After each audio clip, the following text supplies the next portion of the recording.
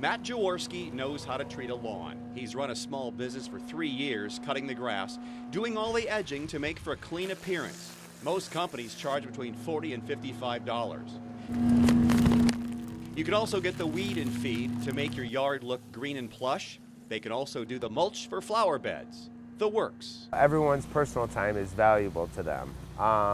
We find ourselves a lot of times working 5 days a week at our 9-to-5 job or whatever them hours happen to be, and who wants to spend their weekend hours the whole weekend in the lawn, in the landscape beds, when you could hire a company like myself and we're in and out in one day for what normally takes people many weekends. If you're a do-it-yourselfer, Matt has one more tip in the fight against crabgrass. Get your treatment down. Now and starting a month ago. You would have wanted to get your crabgrass preventer down starting April 1st through the month of April is the best time to put your crabgrass preventer down.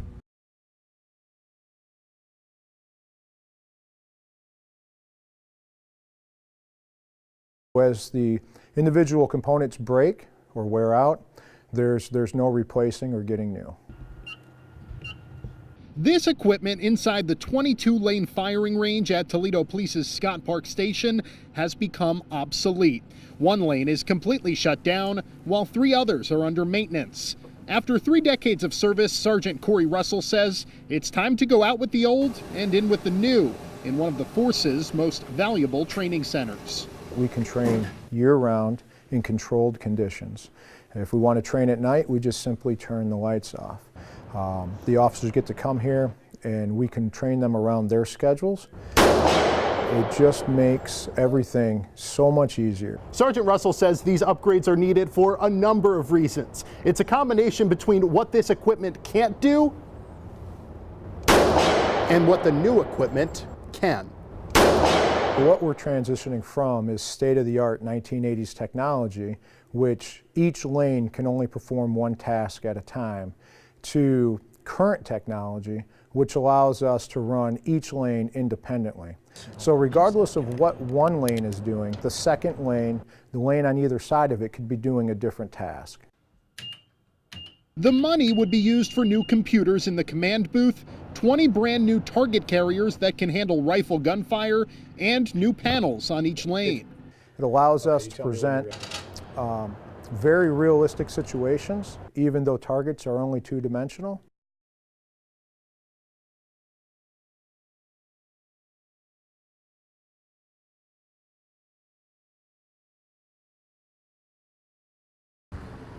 Toledo Grows is a program that sponsors 125 gardens around the metro area. They raise produce year-round, some donated, but a lot of it's sold to consumers. On this day, volunteers from Christ the King were picking weeds, getting the outdoor gardens cleaned up. This is Sister Rita Winkin. With the greenhouse, they can watch vegetables grow from seeds to feeding thousands in Toledo. A kale, which is absolutely wonderful, the variety that it is. Lettuce mix, you can grow it all summer in a patio container. So once it gets about 3-4 inches tall, you can go out, clip it off, and it will grow again 3 or 4 times. So probably 4 to 6 weeks you can have a planting, and a packet is $1.99 for seeds, and you probably have enough seeds in there to last you at least half the summer. Make sure you plant your garden where it gets plenty of sun. This is Alan Luth with tips on planting tomatoes. Find a garden location, a bucket or a pot, where it'll get lots of sunshine. But what I'm going to do first is I'm going to pick off these first few layers of leaves because I want to give it some little more stability. This won't hurt it at all. And the plant will actually grow roots anywhere it's underground. So I'm using a 5-gallon bucket with compost soil mix. You want to have holes in the bottom, but besides that, I'm going to make a pretty big hole. Because especially with tomatoes, you really can't plant them too deep. Especially if it's going to be windy, it's a really good idea to plant them deep. So I'm going to get it. Some people rough up roots before they do it, but I have found that you don't really have to do that unless they're really root bound. In my garden, I have mostly green peppers and tomatoes. But here's the beauty about tomatoes, for example. You spend $3 for a tomato plant, and by the time it blossoms, you can get like 40, 50 pounds of tomatoes throughout the summer from that one plant. That's like $50 that you saved. If you keep your garden protected from frost in the fall, you may get produce into late October. For Stretching Your Dollar, I'm Dan Cummins. Okay, you want to go back by the tomatoes? There you go. Pull that wire down. Okay.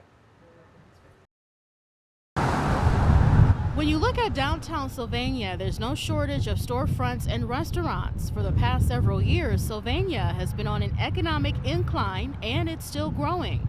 Downtown, if you fix it up a little bit, make it more accessible, people are going to come. The city wants everyone to know Sylvania is open for business. It's pushing for continued commercial development to make the city more sustainable. The most recent sign of progress, the building of a new luxury apartment complex, a plan that's been in the works for years. When it's all said and done, the city's cut will be around $30 million to go back into the community. Welcome news for Carrie Howard, who wants to see her city thrive. I think downtown has really become alive with all the economic development, and I think it's great for the city. It's bringing more people from different areas, and I think this is a great little city, and it's thriving. Another effort to bring business to Sylvania, a new law making it legal for people to drink and walk around with alcohol in designated areas. The Downtown Outdoor Recreation Area, or DORA, passed a unanimous vote on Monday. I think the DORA will be very beneficial. We do have alcohol here, so we'll be a benefactor of it as well. It'll allow customers to be more encouraged to want to participate, and then they can also walk around.